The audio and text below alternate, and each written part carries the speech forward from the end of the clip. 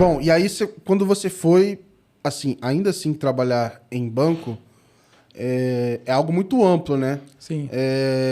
Você caiu direto em áreas relacionadas a pagamento, você chegou a cogitar aí pro atacado, enfim. Porque assim, a minha visão, quando eu fui para banco, eu nem sabia direito o que eu estava escolhendo. É assim, É. tô indo pro banco, parece ser uma empresa sólida, vai ter bastante desafio, e eu tô confiando, assim. Eu não sei exatamente o que eu vou fazer, sabe? Na verdade, eu comecei justamente na área de TI. Então, eu comecei numa área chamada Capacity Planning, ali no CAL do Unibanco, que é o centro de processamento. E assim, era engraçado, na minha área tinha várias pessoas que conheciam muito de mainframe, mas não sabia abrir um Excel e fazer... Aham. Então, assim, a área de capacity planning, basicamente, a gente tinha que planejar ali os recursos de TI que o banco tinha que ter para manter a operação funcionando, né? Então, era meio que até uma futurologia ali. Mas era vocês que não ia deixar o site ficar fora do ar, assim? Na época, nem site era, né? Era o mainframe, né? Ah, então mas aí era o motor de processar produto e... Isso. Então, ali era a área que falava, ó, agora tem que comprar mais disco, agora tem que... Né, Caraca, cara. Então, ali, o pessoal que entendia de mainframe me passava os dados, né? E aí eu que colocava no Excel, colocava para fazer os cálculos ali, para ver se ia precisar, né, de mais capacidade ou não. Hoje esse desafio, apesar de ter mudado, ele ainda meio que existe pensando em o que é ótimo, o que coloca na nuvem, ou como, Sim. em qual coloca, enfim. Hoje a nuvem facilita muito, né? Então, mas existe ainda esse desafio. Mas aí logo depois teve um processo interno lá e eu fui para o Cartão Unibanco, na área de prevenção a fraudes. Né? Então, Cara, é um negócio que eu nunca trabalhei, mas eu tenho a sensação de que é divertido. Porque, assim, deve ser muito estimulante você ficar pensando assim, cara, como é que eu vou... uma corrida ali de gato e rato, assim, cara. Como é que eu vou parar o malandro que tá inventando um troço aqui para fazer errado, assim, sabe? Eu vou te dizer que eles são extremamente criativos e inteligentes. Assim, se usassem para o bem, a gente estaria bem melhor. Assim, a gente sempre está um passo atrás, não tem jeito.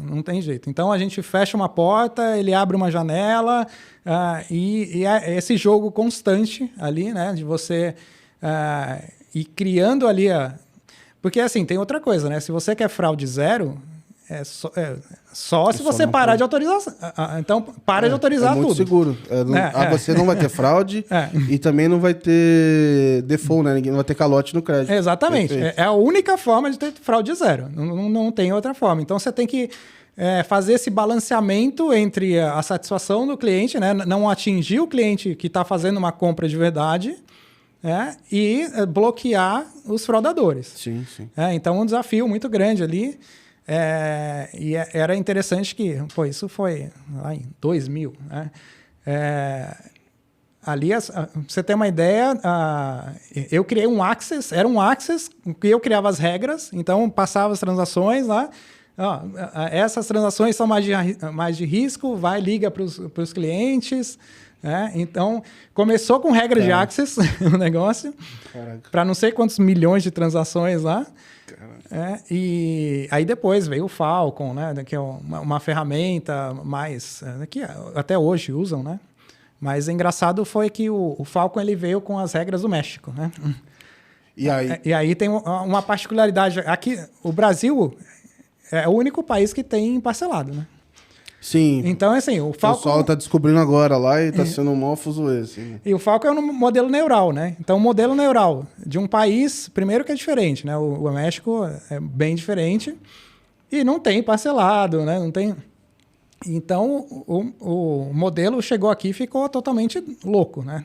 Uhum. Qualquer transação parcelada, ele escorava no teto e aí foi se adaptando. Hoje, né, acho que grande parte dos bancos usa e ele já se adaptou à realidade brasileira. Eu queria te perguntar, assim, o que você já viu, assim, nessa época já de... O que era a fraude do momento, assim? Hoje tem... Assim, acho que engenharia social é uma constante sempre, né? Mas Sim. tem algum caso específico assim que você pode contar?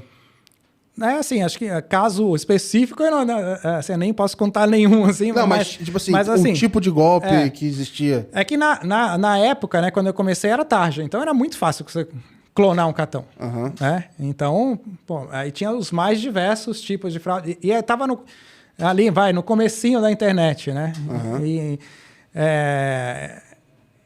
Então, assim, clonando a tarja era muito fácil, mas teve um caso assim estranho. O cara comprou o fraudador comprou um gerador, sabe aquele gerador de quando falta energia? Uhum. Mas colocou num caminhão e foi embora. Assim, ele acho que ele não sei se foi caso pensado ali de propósito ou se ele deu sorte que pegou um cartão que tinha um limite muito grande. O cara foi lá, comprou com cartão, comprou um baita gerador um gerador, pôs o caminhão e foi embora. Cara, então, tem vários casos assim, né, interessantes, assim, meio diferentes. Os caras são muito criativos, assim. Então, tem coisas óbvias que dá pra gente bloquear. Sei lá, o cara fez uma transação aqui em São Paulo e 2 minutos depois fez lá nos Estados Unidos. Pô, isso aí você bloqueia na hora o cartão. Mas tem muita coisa que o cara meio que parece que ele estuda a pessoa, dono do cartão, e fala, ó, ele vai nesses aqui, ó, eu vou também nesses aqui. E aí você não... Difícil pegar. Tem um amigo meu que ele é o terror do cartão de crédito. Porque ele tem uns hábitos muito estranhos, assim, de... Pô, ele só fica acordado de noite. Tipo assim, ele faz um monte de coisa durante a madrugada. E aí ele tava montando um negócio. E ele cismou, cara, que ele ia comprar uns ar-condicionado, uns splinterzão de madrugada. E não aprovava de jeito nenhum. O cartão dele bloqueava, ele tentava passar de outro jeito e não ia e tal. E acha que, enfim, ele queria comprar um determinado site que usava um determinado motor, aquele motor não aprovava. E aí ele acabou, depois de um tempo, ele ligou lá e mesmo assim não aprovou, era alguma coisa do motor do site. Deve ter sido do site, nem do emissor. E aí depois, num outro site, que acho que estava até num preço mais caro, aí ele passou e funcionou.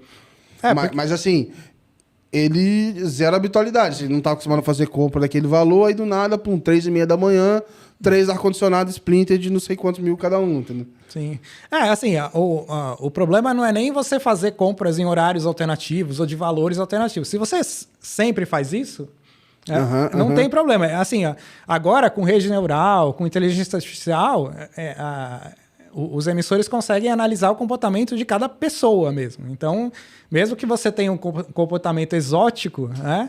Se for o seu comportamento normal, ele vai passar a transação.